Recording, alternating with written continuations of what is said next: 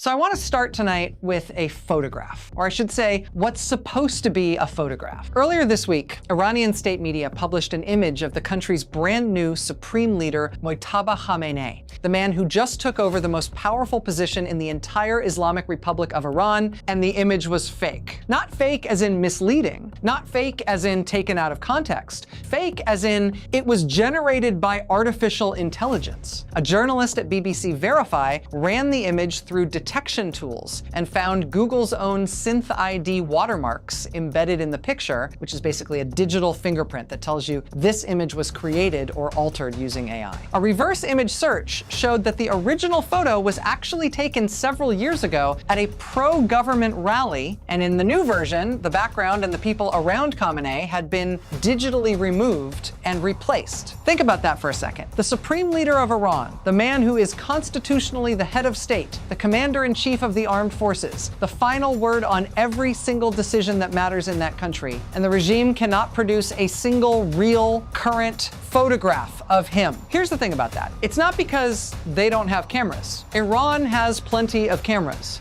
It's not because they don't have media infrastructure. Iranian state television broadcasts around the clock. They can't show him because he can't be shown, and once you understand why, you start to understand something much bigger about what is happening inside Iran right now. Okay, so keep that in mind, the AI-generated photograph, and let me take you back to February 28th of this year. That is the day that the United States and Israel launched what they called Operation Epic Fury and Operation Roaring Lion, a massive combined air campaign targeting Iranian military infrastructure, command centers, and critically, the Iranian leadership itself. On that first night, the strikes killed the Supreme Leader, Ayatollah Ali Khamenei, the man who had ruled Iran for more than 36 years, along with several members of his family, including his wife. His son, Mojtaba, who was with him, survived, but he was hurt. Iran's own ambassador to Cyprus later confirmed to The Guardian that Mojtaba suffered injuries to his legs, arms, and hands. CNN reported he had a fractured foot, bruising around his left eye,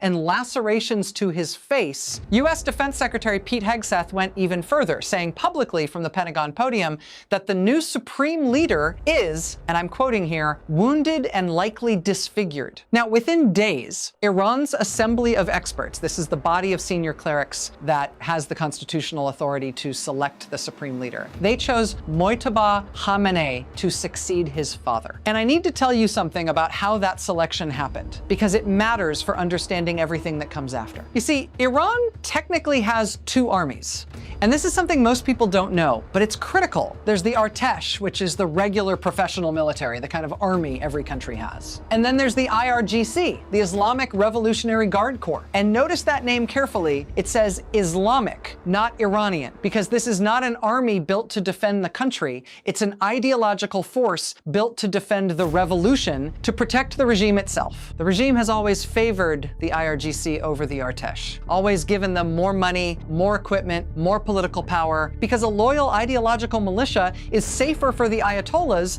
than a competent professional military that might one day decide it has its own ideas about who should be running the country. Well, here's where that decision is coming back to haunt them. Since Ali Khamenei's death, the IRGC commanders have essentially been running the country. The Supreme Leader is constitutionally the Commander-in-Chief. He's supposed to be directing the military, making the big calls. But if the new Supreme Leader can't even show his face on camera, can't record a video, can't deliver a speech with his own voice, and his first public statement has to be read by a news anchor on state television while his chair sits empty, then the people who are actually giving orders, the people who are actually running the war and running the streets, are the Revolutionary Guard commanders. And some of those commanders, according to reports, went to the homes of clerics on the Assembly of Experts before the vote and pressured them to select Mojtaba. Why? Maybe because a Supreme Leader who can't really function gives the IRGC a free hand to do whatever they want. Now, here's where that AI-generated photograph connects to something much larger. Remember, the Supreme Leader is the linchpin of the entire Iranian system.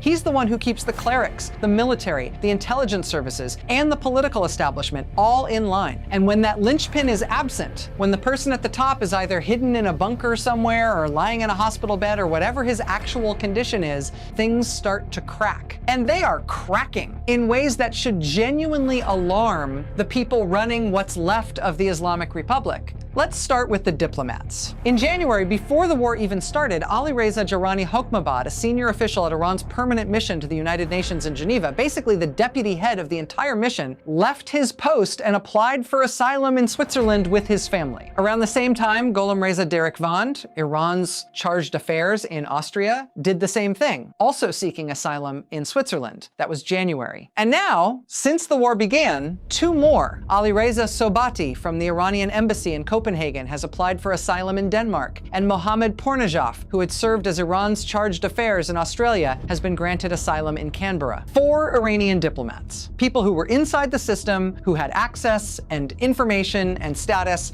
and they all decided it was time to get out. Here's what's interesting about that. On March 6th, just a few days after the war started, President Trump stood in the East Room of the White House and made an open call for Iranian diplomats around the world to seek asylum and, as he put it, help us shape a new and better Iran. And the reason that call matters is not just because of Trump. It matters because the diplomats who are leaving are people who can see the situation from the inside. They have access to internal communications, to classified assessments, to the conversations happening behind closed doors. And what they're seeing is apparently bad enough that they've decided the regime might not survive, and they'd rather be on the other side of that when it happens. And here's the part that gets me. Every time one person jumps ship, the next person thinking about it becomes more likely to jump too. That's just human nature, and the regime knows it. Now I need to tell you about what happened on Wednesday night in Tehran, because this is a really big deal, and I don't think it's gotten the attention it deserves. For the first time, Israel struck the regime's security checkpoints inside the Iranian capital.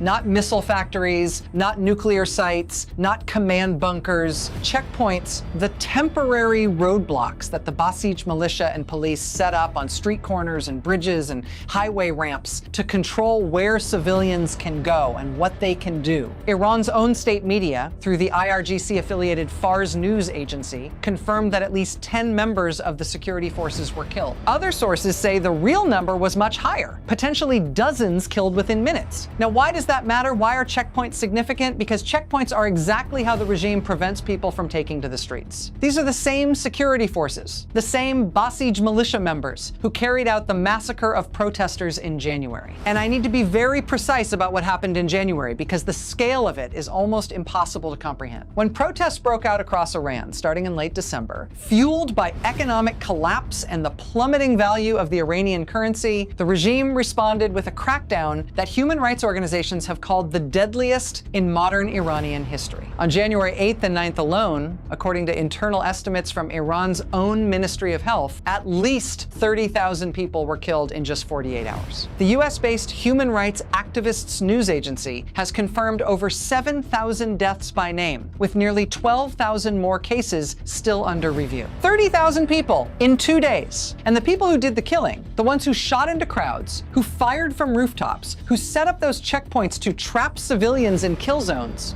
those are the same Basij forces who are now being targeted by Israeli drones in the streets of Tehran. And here is the detail that changes everything. According to the Wall Street Journal, citing a senior Israeli security official, the targeting information for those checkpoint strikes came in part from ordinary Iranian citizens. Iranians on the ground have been sending videos and location data through Israeli social media accounts in Persian, exposing exactly where these checkpoint positions are, and the information gets vetted and verified by Israeli intelligence, and then the drones go in. Think about what that means. The people who survived the January massacre, the families who buried their dead in the middle of the night because security forces wouldn't let them hold funerals during the day, those people are now actively helping the other side find and eliminate the forces that did that to them. And the signs of collapse go way beyond diplomats defecting and citizens cooperating with foreign intelligence. The Iranian military itself is fracturing. Iran International reported this week that the historical rift between the Artesh, the regular army, and the IRGC has deepened dramatically since the war began. The IRGC has been prioritizing the delivery of missile components over basic supplies like food, ammunition, and drinking water for frontline soldiers. In some areas, Artesh units are reportedly operating with as few as 20 rounds of ammunition for every 2 soldiers. That's not enough to fight. That's barely enough to defend yourself. And here's where it gets worse. IRGC medical personnel have reportedly been refusing to evacuate wounded Artesh soldiers to hospitals because there's a shortage of blood and hospital beds, and they're prioritizing their own people. If you are an Artesh soldier bleeding on the ground and you need medical evacuation, and the IRGC ambulance drives past you because you're not one of theirs, that is the kind of thing that doesn't get forgotten. The desertions are accelerating too. A Flashpoint intelligence update from earlier this month reported that the cohesion of the Iranian military is showing signs of fracture, with widespread desertion across multiple branches. Basij operatives, according to one Basij commander cited by the Algemeiner, have been disposing of their cell phones in the ruins of bombed-out buildings, so the regime will find the phones and assume they were killed in strikes when really they just walked away. I mean, just think about that. These are regime enforcers faking their own deaths in order to desert. And then there's the story of the Iris Bushehr, an Iranian naval vessel that docked in Sri Lanka earlier this month claiming engine trouble. According to a former Sri Lankan Navy official who spoke to Iran International, it wasn't engine trouble at all. It was, in his words, a mass escape. 208 crew members, including 53 officers and 84 officer cadets, simply refused to go back. The sinking of the destroyer Iris Dina by a US submarine had apparently convinced them that the regime didn't care whether they lived or died, and they decided to stop waiting to find out. So you have diplomats defecting in Copenhagen, in Canberra, in Geneva, in Vienna. You have naval crews fleeing to Sri Lanka. You have Basij members faking their own deaths in the rubble. You have Artesh soldiers being denied medical care by the very people who are supposed to be on their side. And you have ordinary citizens sending checkpoint coordinates to Mossad. That's where we are. Now, I want to be careful here about what I'm not saying. I'm not saying the regime is about to fall tomorrow. Authoritarian systems are resilient. They have tools of repression that can sustain them long past the point where it seems like they should have collapsed. And the IRGC still has enormous resources and enormous willingness to use violence. But what I am saying is that the ground underneath this regime is shifting in ways we have not seen before. Not in the 2022 Women Life Freedom movement, not in the 2009 Green movement, not since the revolution itself. The structure that holds the Islamic Republic together, the supreme leader at the top giving orders, the IRGC enforcing them, the Basij controlling the streets, is being dismantled from the outside by airstrikes and from the inside by the people who are supposed to be holding it up. The question now is whether the Artesh, the professional military, the one the regime always feared precisely because it might someday turn, whether the conditions are bad enough, whether the resentment toward the IRGC is deep enough that something fundamental shifts.